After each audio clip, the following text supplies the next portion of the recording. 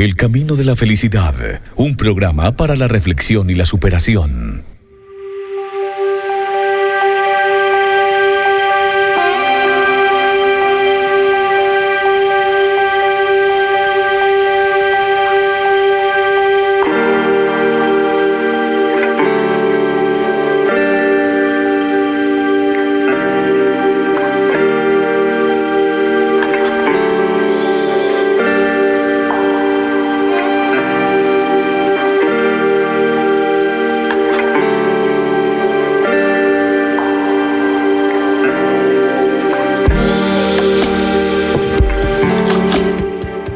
Amigos de Cascada Estéreo, ¿qué tal? Saludo muy cordial, muy especial en este nuevo día maravilloso que nos regala la vida, que nos regala el Señor, como es el miércoles 20 de enero.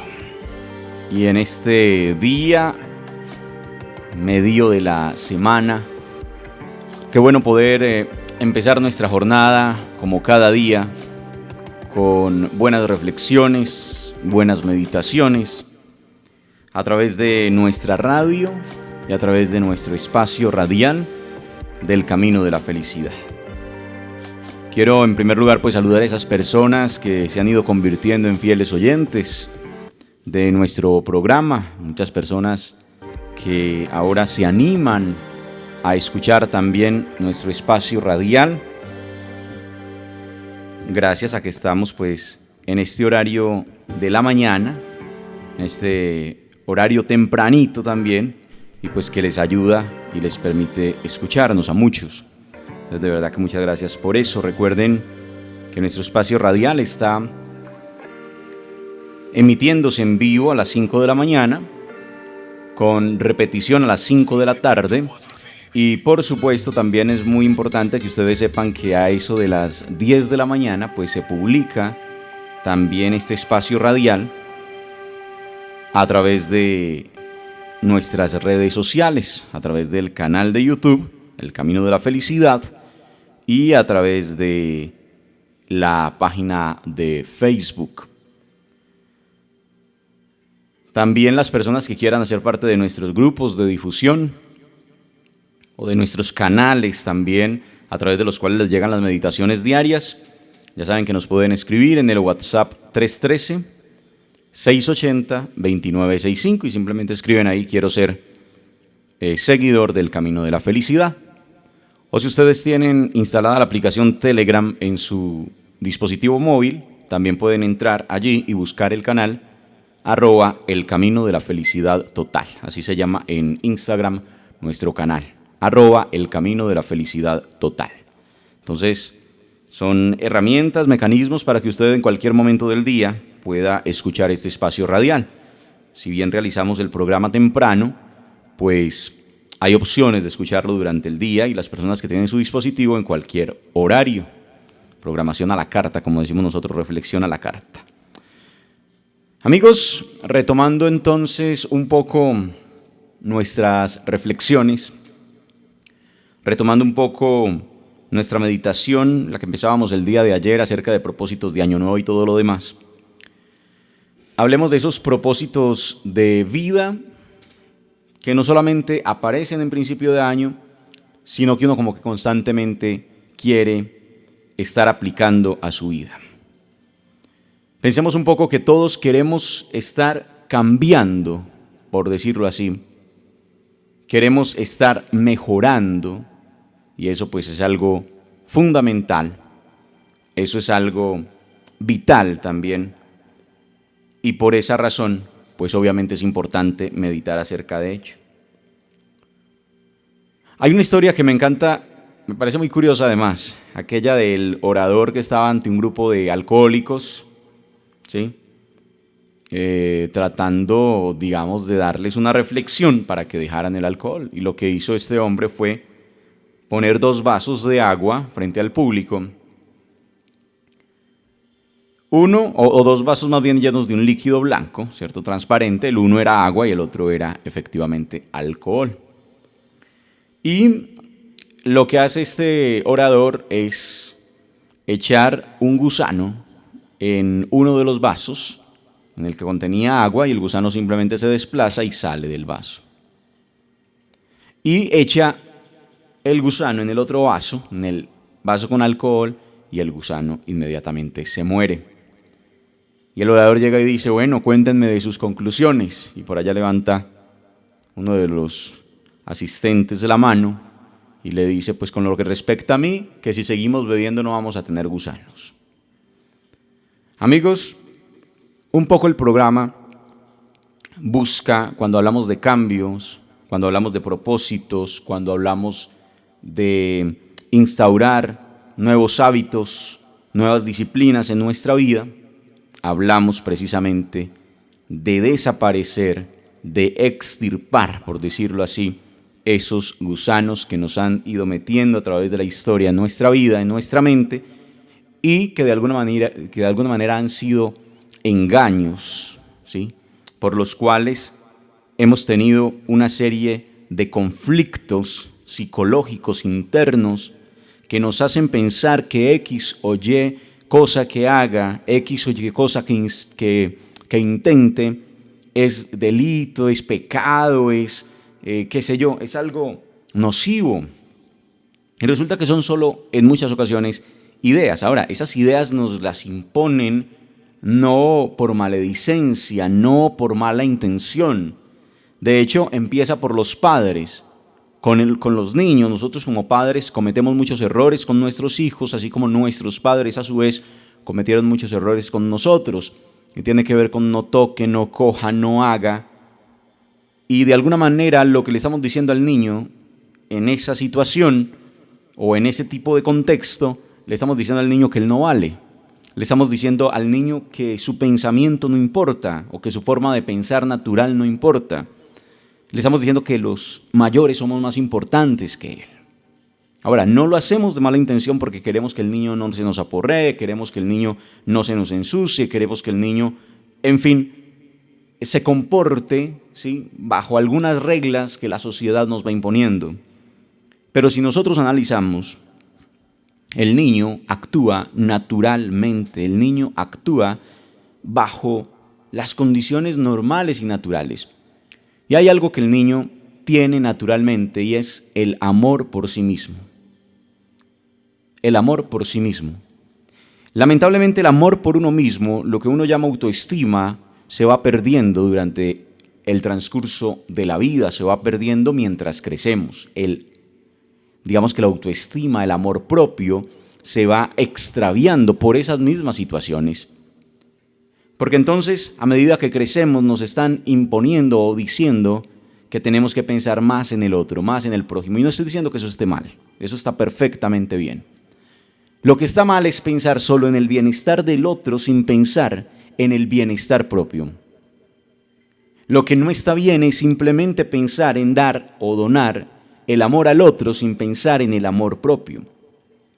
Y hay una serie de equivocaciones porque yo recuerdo que a uno le dicen muy clarito en ese término del amor, y muy especialmente del amor cristiano, habla Jesús, por ejemplo, en el Evangelio, habla de amar al prójimo como a sí mismo. La pregunta es, si yo me dedico solo a amar al prójimo, pero no me amo a mí mismo, ¿cómo voy a saber cómo amar al prójimo? Suena un poco enredado, pero funciona así. Ama al prójimo como a ti mismo. Amar al prójimo como a ti mismo, como a uno mismo. Entonces, bajo esa premisa, ¿qué es lo primero que tiene que hacer uno? Pues amarse uno mismo. Y así, cuando usted logra entender su amor propio, puede transmitir el amor a los demás. Con eso, empato un poco la reflexión con la que veníamos el día de ayer. ¿Recuerdan que les estaba hablando al final del programa de que todo empieza de adentro hacia afuera? Que nos hemos equivocado muchas veces pensando que las cosas tienen que transformarse afuera nomás, que se tienen que transformar externamente. Y resulta que la transformación tiene que ser interna. Ahí lo empato entonces un poco la reflexión. Reitero, el tema del amor propio. Entonces todo empieza en mí y al empezar en mí lo puedo transmitir, ¿sí?, y lo puedo donar y lo puedo dar a los demás. Pero si no empieza en mi interior, no puedo tampoco transformar el exterior. Y ahí hay una serie de errores entonces que cometemos en nuestra vida. Cuando hablamos de disciplina, de propósitos, cuando hablamos de compromisos con la vida misma, muchas veces buscamos comprometernos con lo externo. Entonces usted empieza a decir, me voy a comprometer con mi trabajo, me voy a comprometer con mi empresa, me voy a comprometer con mi negocio, me voy a comprometer con mi vida espiritual, me voy a comprometer con mi... Y todo es posesivo además. Usamos ese pronombre posesivo, ¿no? Todo es mío, mi trabajo, mi empresa, mi negocio. Y desde ahí, como estoy enfocando el compromiso hacia algo externo, así diga que es mío, entonces me estoy equivocando. ¿Cuál debe ser la premisa para todo trabajo? ¿Cuál debe ser la premisa para toda disciplina?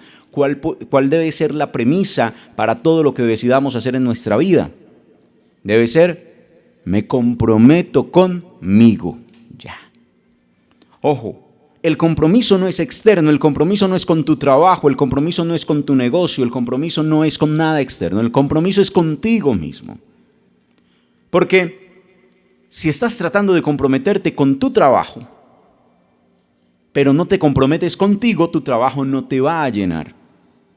Tu trabajo no va a ser pleno, tu trabajo no te va a hacer feliz. Porque estás comprometido es con algo externo, pero quizá no te está gustando, quizá no estás amando lo que haces, tienes un compromiso. Como cuando te quedas en cualquier lugar, en cualquier parte, por compromiso. Compromiso externo, ¿no? El compromiso tiene que ser conmigo mismo. Comprometerme con aquello que me llena, con aquello que me hace feliz, con aquello que me hace pleno. Cuando el compromiso es con uno mismo, y ahí empieza entonces, ya usted puede decir, me estoy amando a mí mismo, me comprometo conmigo mismo y ahí sí puedo amar mi trabajo, es decir, todo sale de adentro hacia afuera. Entonces, todo ese amor que estoy sintiendo por mí mismo se transmite naturalmente a todo lo que hago externamente. Y se va a ver reflejado en los resultados de lo que hago externamente. Entonces, el compromiso, amigos, y eso tiene que quedarnos claro el día de hoy como reflexión, no es con el resto del mundo. El compromiso es contigo mismo. ¿Suena egoísta? Aparentemente sí. Aparentemente suena egoísta. Pero resulta que no es egoísta porque yo no puedo estar sirviendo al otro si antes ese servicio al otro no me hace feliz a mí. ¿Ven? Yo a veces me pongo a mirar la vida de Teresa de Calcuta, limpiando leprosos. Y siempre me lo preguntaba, y creo que todos en algún momento nos preguntamos de esas personas que, por ejemplo, voy a ser un poco crudo al hablar de esto, voy a ser un poco cruel, por decirlo así, al hablar de esto, pero usted llega y piensa, ¿cómo hará esa gente que trabaja en un ancianato, por ejemplo? ¿Cómo hace aquella gente que tiene que aguantar olores? ¿Cómo hará esa gente que tiene que aguantar heridas? ¿Cómo hará esa gente que tiene que aguantar llagas? ¿Sí? Y entonces usted empieza a preguntarse, hay una serie de profesiones que usted se pregunta, ¿cómo lo hacen? Y usted empieza a pensar, ¿cómo hace, por ejemplo, cómo me va a decir alguien que ama ir, por ejemplo, y estar en urgencias, un médico, por ejemplo, una enfermera? ¿Sí? ¿Cómo le encanta eso? ¿Cómo es posible que le guste eso? Y, ¿sí? Limpiar heridas, cosas que otras personas, yo el primero no haría, por ejemplo, no me sentiría capaz, por ejemplo, de hacerlo. ¿Sí? El cuidado de un anciano, por ejemplo. El cuidado de las llagas, por ejemplo, de los leprosos, volviendo al caso de Calcuta, que es el que me gusta mucho reflexionar y a partir de ese miro una serie de profesiones en el mundo. Y entonces uno dice, ¿cómo, digamos, qué es lo que hay al interior de una persona cuando logra establecer ese nivel de compromiso ahí sí y de servicio a los demás? Y solo existe una razón para eso.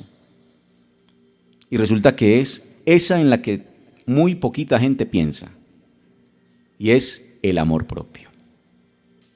El amor propio. La satisfacción propia.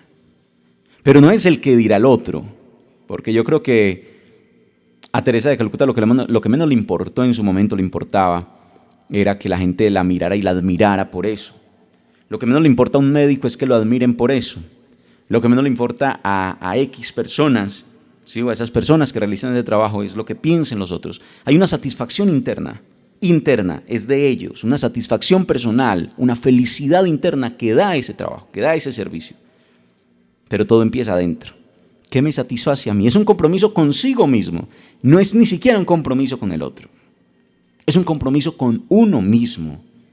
Y ahí empieza usted a entender, ¿por qué y cómo es que la persona se hace feliz al hacer ese trabajo tan complejo? Se hace feliz al hacer ese trabajo tan difícil, se hace feliz al hacer ese trabajo tan, ¿cierto? Y entonces usted dice, hay un amor propio. Es de alguna manera como quisiera yo que me trataran si yo estuviera en esa situación. Y cuando yo me pongo en ese papel, digo, así me gustaría que me trataran. Y lo hago entonces con amor. Pero si no existe ese amor propio, entonces ese trabajo se convierte en un problema. Y hemos tenido también los ejemplos perfectos de enfermeras, de médicos, de gente que trabaja en este tipo de centros, que no lo hacen por amor, que lo hacen es por obligación, por necesidad, porque no encontraron más que hacer. Y entonces lo que van a hacer es un trabajo mediocre, irresponsable y muchas veces doloroso para con el paciente, por ejemplo. Porque no hay amor propio, porque no hay felicidad, porque no hay plenitud. Y entonces, ¿qué va a pasar? Le alegan al viejito, le gritan, lo tratan de cualquier manera, le lavan la herida de cualquier forma, así el paciente se esté quejando y en fin, no hay amor propio. ¿Ven lo diferente que es? Y están cumpliendo la aparente labor de servicio, pero no lo están haciendo con amor. Entonces, aunque aparente ser egoísta, la única forma de hacer las cosas de manera correcta es por el amor propio. Lo haces porque te satisface, lo haces porque te llena, lo haces porque con eso te complaces, lo haces porque eso es lo que a ti te gusta, lo haces es porque... Pero todo es en función personal. Sale en función de los demás, pero se hace en función propia. Ahí está la gran diferencia, porque nos han enseñado mal, lamentablemente.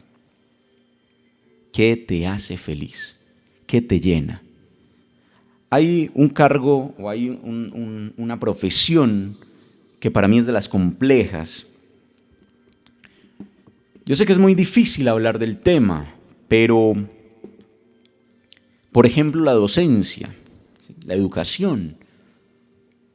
La mayoría, o sí, un gran porcentaje de personas que están en la educación terminaron allí por necesidad. Entonces no falta el que dijo, yo quiero ser arquitecto, yo quiero ser abogado, yo quiero ser médico, yo quiero ser X, Y, Z. Hice mi profesión, entonces soy arquitecto efectivamente, o soy, qué sé yo, ingeniero, o soy abogado, o soy lo que sea, pero no encuentro qué hacer.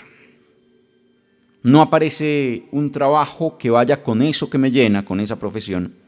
Y entonces lo único que me aparece es docencia, porque entonces aparentemente cualquier profesional puede ser docente, cualquier profesional puede ser profesor, pero no lo va a hacer por gusto de enseñar, por gusto de la docencia, porque le gusta la academia, sino simplemente porque no encontró más que hacer. ¿Ven? No encontró más que hacer y entonces pasa a ser algo que en el argot popular de la docencia se conoce como los comepanes o tragapanes o ganapanes, que simplemente voy, trabajo y me gano el pan del día, pero me importa un carajo, perdón la palabra, qué pase con el niño, si el niño se forma o no, lo que me importa es que aprenda que 2 más 2 es 4 y ya, no me interesa nada más. Esa profesión debería tener una reevaluación desde el sistema mismo educativo, en función de saber que esa función docente es una función de vocación. De vocación. Un docente debería formarse más que para cualquier otra carrera en la vida desde la vocación. Ya no es que yo estudié porque quiero ser ingeniero o químico o abogado y no encontré nada más que hacer y me fui para la docencia. Ya no debería funcionar así. Debería ser algo pensado desde la vocación de aquella persona que sabe que en sus manos va a estar el futuro de la humanidad porque en sus manos va a estar la formación de los niños del mañana. Pero eso no funciona lamentablemente así. Y entonces terminamos viendo los docentes, y en esta pandemia se evidenció muchísimo quién está en la docencia por amor, por vocación, con ganas de servir, porque lo llena, y quién está en la docencia por solo ganarse el pan de cada día. Y ya. ¿Dónde se nota eso? En la forma en que atiende los alumnos, en los horarios que establece para la atención a los alumnos, en la preparación real de sus clases, en el acompañamiento que hace a sus estudiantes y, en fin, en mil cosas que están alrededor de la docencia, por ejemplo. ¿Ven? Volvemos al mismo ejemplo. Si estoy de médico o haciendo una función de ese tipo de servicios, la única forma en que atiendo bien a la persona, la única forma en que lo trato bien es si yo me lleno con eso, es decir, si eso a mí me satisface, ¿ven? Todo en función personal. Y la única forma en que yo formo bien a un niño, a un estudiante, es si amo mi profesión y si eso me llena y me hace pleno. Si no, no. ¿Ven? Entonces, de alguna manera yo reitero, que me parece que en momentos dados puede sonar egoísta ese tema del amor propio y de que todo hay que hacerlo en función de nosotros mismos, pero resulta que no. Resulta que es la única manera de que todo lo que hago, lo hago bien, porque me llena. Porque me llena. Un poco este programa busca eso. Hablo el término general del programa. Eliminar esos gusanos, eliminar esos conceptos errados que nos han ido metiendo en la cabeza. Y así miles, estoy colocando solo un ejemplo, que no nos hacen ver que lo que importa en la vida es el amor propio. Porque entonces la pregunta es, ¿qué tipo de vida estás viviendo? Y la mayoría de nosotros, lamentablemente, vivimos la vida de los demás. Lo que el otro piensa que yo debería ser, no lo que yo quiero ser de entrada, sino lo que el otro piensa y me va diciendo que yo debería ser. Oiga, ¿y usted cómo le va bien en esto? ¿Por qué no se mete a tal cosa? ¿Y usted cómo le va en lo otro? ¿Usted por qué no hace tal otra? ¿Y usted por qué no le apuesta a esto? ¿Y usted por qué no le apuesta a lo otro? ¿No? Entonces, ojo, vuelvo a lo mismo. Fácil. Amigos, el amor propio. Después de eso, viene todo lo demás, empatándolo con lo que hablábamos ayer. Todo el tema de la disciplina, todo el tema de los hábitos, todo el tema de los propósitos, nace de allí. Hay algo que ayuda en el momento de establecer compromisos de disciplina con nosotros mismos y de hacer las cosas cuándo y cómo las debemos hacer. Y es el saber que no soy eterno. Ayer estaba leyendo un fragmento de un hermoso libro de Wayne Dyer, que me encanta. Y entonces me dio mucha risa porque decía algo así como que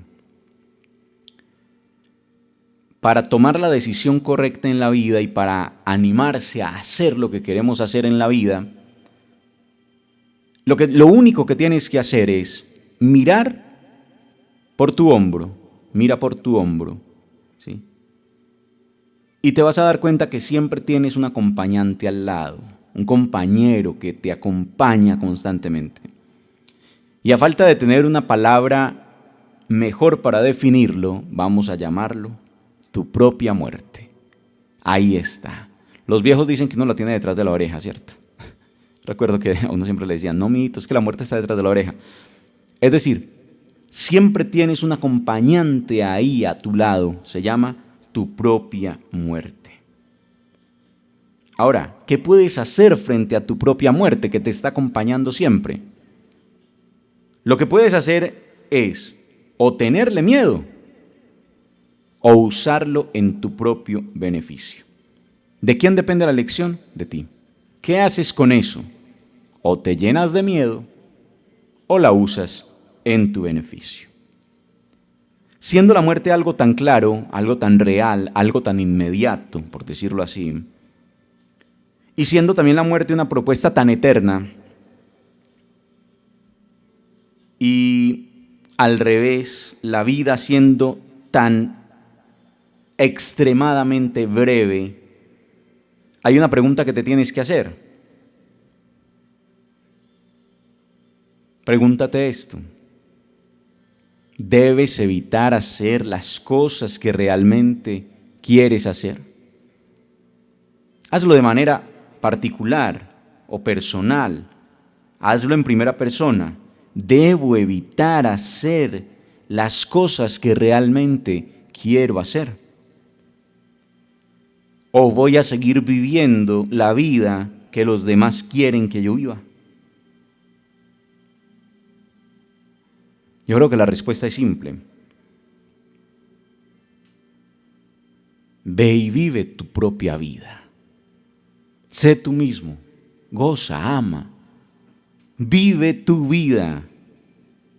Así que uno puede temer de forma negativa la muerte o puede sencillamente aprovecharla en su favor. Otra pregunta que uno puede usar frente a eso es, ¿cuánto tiempo voy a estar muerto? Ojo a eso, ¿cuánto tiempo voy a estar muerto? Con esa pregunta, yo creo que con esa pregunta uno tomaría todas las decisiones de la vida de una manera totalmente diferente. ¿No? Porque ante la perspectiva eterna, pues sencillamente puedes decidir ahora lo que prefieres, lo que eliges, lo que decides ser y dejar a los que siempre van a estar vivos esas preocupaciones, esos temores, esa cuestión de si te puedes permitir X o Y cosa, la culpabilidad y todas esas cosas que tenemos que cargamos, que lo único que hacen es generar problemas, ¿no? La culpa, el miedo, dejar todo para mañana, la depresión, la dependencia, la angustia, el estrés. Déjale eso, ¿a quién? A quien crea que va a vivir eternamente. Eso déjeselo a ellos. Usted viva bien, viva tranquilo. Vivir tranquilo no significa que no vas a tener problemas en la vida, significa que en vez de dedicarte a solucionar problemas, vas a enfrentar los problemas. Y miren esa cuestión tan interesante. No se trata de solucionar problemas. Hay gente que vive solucionando problemas y como vive solucionando problemas, vive estresada, vive emproblemada, vive cansada, vive irritada, se enoja con todo el mundo, le grita a todo el mundo, lo que estábamos hablando ahora. ¿Ven cómo vamos entrando en el círculo de la reflexión hoy? Todo va casando con el principio de la reflexión, el amor propio. El amor propio. ¿Por qué quiero vivir una vida plena, feliz y tranquila? Porque esa vida plena, feliz y tranquila me va a permitir a mí que cuando haga el servicio a los otros, cuando haga mi trabajo, cuando vaya a mi empresa, cuando vaya a mi negocio, cuando vaya a mi oficio, lo que yo haga, lo voy a hacer con amor. Ya no me voy a irritar con mi jefe, ya no me voy a irritar con mi familia, ya no me voy a irritar con mis hijos, ya no voy a gritar, ya no voy a tratar mal, ya no... ¿Por qué? Porque tengo una vida tranquila y feliz. No quiere decir una vida tranquila y feliz sin problemas. Quiere decir que los problemas aparecen y tú los enfrentas. Es muy diferente enfrentar los problemas a solucionar los problemas. La solución de los problemas ya está de alguna manera inmersa en la mente universal. ¿Para qué te preocupas por eso? Enfréntalos. Enfréntalos porque los problemas, más que ser algo para solucionar, son algo para aprender. Hay problemas que usted cuando mira en retrospectiva, usted dice, ¿yo por qué me estresé con este bendito problema, creyendo o buscando darle solución, cuando lo que necesitaba no era darle solución, sino simplemente pasar por él? Ayer hablaba de eso. o antier más bien, pasar por el problema, vivir la experiencia del problema y tener entonces la enseñanza del problema. ¿Ven cómo casa todo un poco? Vivo la experiencia, por decirlo así, de la muerte, del dolor, de enfrentar el problema. Vivo el dolor y aprendo la enseñanza y sigo viviendo una vida tranquila y feliz. Pregúntate y ponlo en perspectiva. ¿Qué harías hoy si supieras que te mueres mañana? Si todos los días te preguntas eso, tu día a día va a ser muy diferente. ¿Qué harías hoy si supieras que te mueres mañana? Bajo esa perspectiva de muerte, todo entonces va a tomar un nuevo rumbo y tus decisiones van a ser más claras y sobre todo vas a poder disciplinarte. Ahí vas a poder encontrar que el hábito sí vale la pena, que la lucha, por decirlo así, o que la insistencia o que el compromiso contigo mismo sí vale la pena. Lo demás, las preocupaciones, el estrés y todo ese tipo de cosas, la angustia, déjasela a aquellos que creen que van a vivir eternamente. Cuando te pones en un contexto de eternidad, tu vida, que es breve, que no es eterna, que es temporal, pues entonces toma otro sentido. Muchas gracias, amigos, por estar con nosotros. Se nos acaba el tiempo, quisiéramos quedarnos aquí reflexionando un poco más, pero de verdad que muy agradecidos por su sintonía y los esperamos en una próxima oportunidad en El Camino de la Felicidad.